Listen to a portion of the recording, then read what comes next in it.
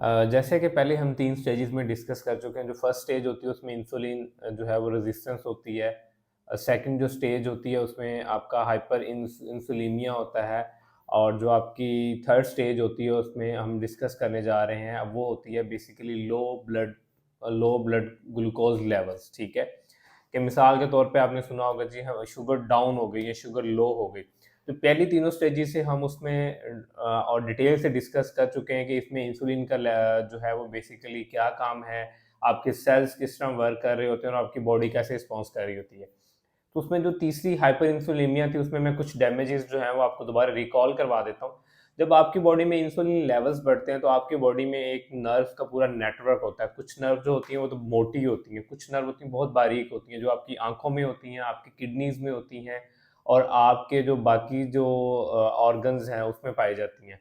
तो जब भी आपकी बॉडी में इंसुलिन लेवल्स बढ़ते हैं तो जो बारीक नर्व होती हैं, जैसे लाइक आपके किडनी का नेफ्रॉन स्ट्रक्चर होती हैं उसमें होती हैं, तो रप्चर होना शुरू हो जाती हैं। जब वो रप्चर होती हैं तो वहाँ पे क्लॉट बन जाता है। जब क्लॉट बन जाता है तो ब्लड का फ्लो ऑलरेडी स्लो डाउन हो जाता है। तो जो सबसे पहला जो डैमेज हाइपerinsulinemia में होता है वो होता है नर्व डैमेज। ठीक है, तो नर्व डैमेज होता है उसमें नर्व में एक आपके पास एक जो स्मॉल जो स्ट्रक्चर होता है उसे हम कहते हैं एंडोथीलियम। जो नर्व का जो चीज़ डैमेज होती है उसे कहते हैं एंडोथीलियम स्ट्रक्चर। जो एंडोथीलियम स्ट्रक्चर है ना वो आपका वो डैमेज हो जाता है और वहाँ पे क्लॉटिंग हो जाती है, क्योंकि जब भी कहीं आपकी बॉडी में कुछ डैमेज होगा तो फौरन से वहाँ पे ब्लड क्लॉट हो जाता है ताकि उसकी हीलिंग हो जाए। लेकिन अगर आपने उसको हाइपर इंसुलिनिया को ट्रीट नहीं किया तो वो क्लॉटिंग एक से दूसरी जगह तीसरी जगह फिर बढ़ती ही जाएगी। फिर आप फील करेंगे कि आपकी आंखों की बिनाई जो है 15 से 20% कम होना शुरू हो गई। आपके गुर्दों ने काम करना जो है वो जो गुर्दों का काम करने का जो प्रोसेस है वो अफेक्ट हो रहा है। आपका जो है वो ब्लड प्रेशर हाई होना स्टार्ट हो गया। ये सारी हाइपर इंसुलिनिया की थी।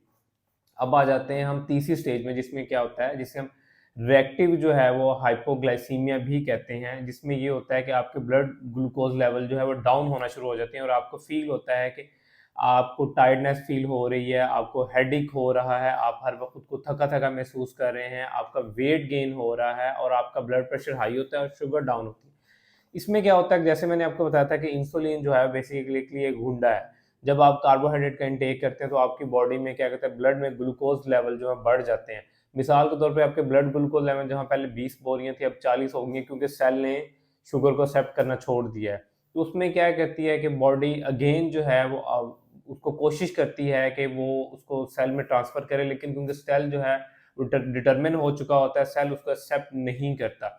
इसलिए जैसे ही आप किसी कार्बोहाइड्रेट का इंटेक करते हैं तो फ़ौरन से ग्लूकोज में कन्वर्ट हो जाता है, लेकिन वो आपके सेल तक डिलीवर नहीं हो रहा होता, जिसकी वजह से आपके लो ब्लड को ग्लूकोज लेवल जो हैं वो आपको फील हो रहे होते हैं। ठीक है, अब इसके इसमें क्या होता है कि जैसे ही आप खाना खाते हैं तो खाना खाने के बाद आप खुद को अच्छा फील करते हैं और अच्छा फील करने के कुछ देर के बाद आपको नींद आना शुरू हो जाती है और गनूदगी सी फील होती है और आपको मूड स्विंग्स बढ़ना शुरू हो जाते हैं, आपको गुस्सा आना शुरू हो जाता है, आपको वेट गेन होना शुरू हो जाता है।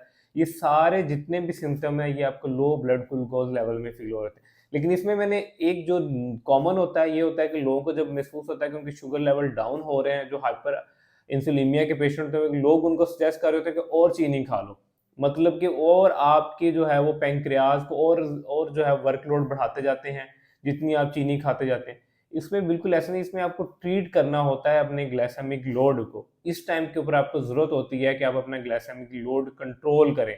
आप कार्बोहाइड्रेट की बजाय प्रोटीन और फैट्स की तरफ जाएँ ताकि आपकी बॉडी में ग्लाइसेमिक लोड कम हो और आप अपने ग्लूकोज़ लेवल्स को जो है वो एक ऑप्टिमम लेवल के ऊपर लेके आएँ।